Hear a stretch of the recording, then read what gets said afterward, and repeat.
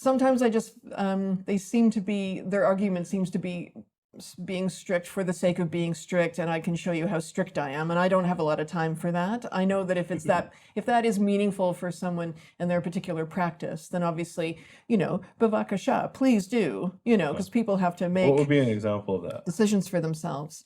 Well, just things to do with, for example, Sefer Tagin, where Tell us what that is. ooh. I know your husband's writing a PhD on it, but Yes, he is writing a PhD on it. He's almost done. yay. Yeah, it's exciting. How do I explain Sefer Tagin? This is where I go, oh, that's a vague question, and I have a lot of detailed answers. You probably have a more concise I'll answer give the to short that. answer. It's a book that says you put a little symbol there and another symbol there. Oh, okay. Different. I call them doohickeys. You put a little doohickey here, and I'm from the Midwest. And a little doohickey there, and okay. So how are people strict? Right, when you say doohickey, okay, so I'll elaborate on your doohickeys, and that is there'll be certain letters that are written differently in order to convey a different idea or to act maybe as lecture notes, which actually the Torah is, as some people will teach, lecture notes, referring to other things that we are meant to do or other traditions to remind us of other ideas, right? Some of them we don't know either there, right? I mean, well, and the thing is, nowadays, if you come across, for example, so one that's very obvious that a lot of people spot right away is the Pei Melufefet or Pei Melufa, which is the letter Pei or Fe, and it's got a spiral in it, or it's got a tiny letter Pei, Fe inside, where the normal little tongue is. So it doesn't look like a normal pay. It's like I call it a curly pay. Yeah, fine. So, Okay. So I have come across many Sifrei Torah that were written 300 years ago, and I've restored those. And I know from a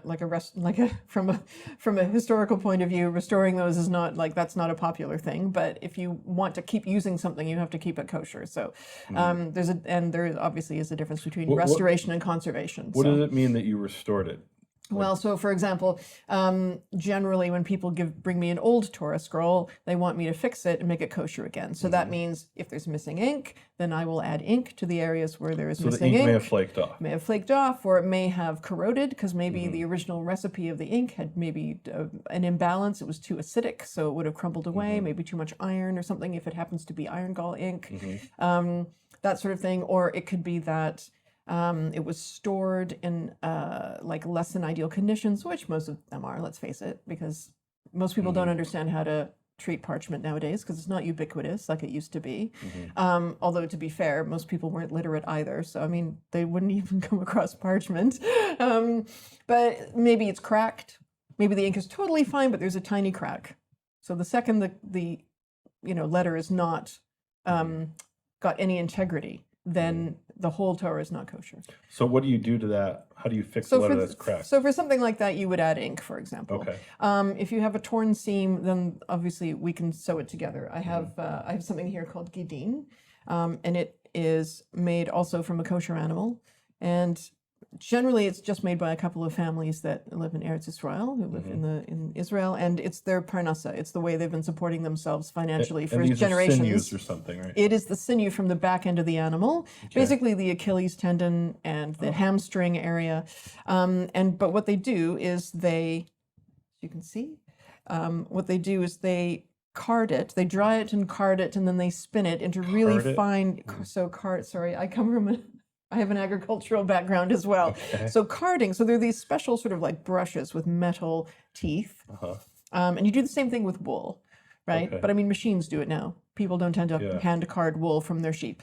And they're very flat and they've got these metal teeth and you basically comb them like back and forth like this. And that lines all the fibers up in the same direction. And then that's when you can spin it.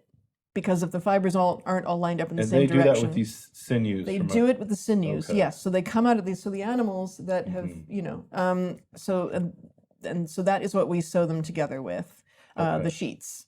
So, and with a gold-plated or a silver-plated needle, not everybody does that. That's my tradition. Well, why gold-plated? I never heard that. Some scribes will not use like steel or any kind of base metals when they are writing or repairing any of these articles. Okay. And I say repairing lightly because you can't always repair them. Yeah, so that's but others just use normal needles, but Okay. I use silver or gold plated, and that way you have a fine metal. Okay. And unfortunately it comes and I say unfortunately because it comes down to even when I am like using a blade or a knife or something like that. And believe it or not, I can plate silver just by wiping it. There's a way of doing it. You can wipe, you can basically, like electroplate without using electricity onto the blade. But then even those molecules will make it less sharp, and you can see, you can feel how it's a different blade. Yeah, just by adding a few molecules. Yeah, it's amazing. Well, this is really interesting. Hold on a second.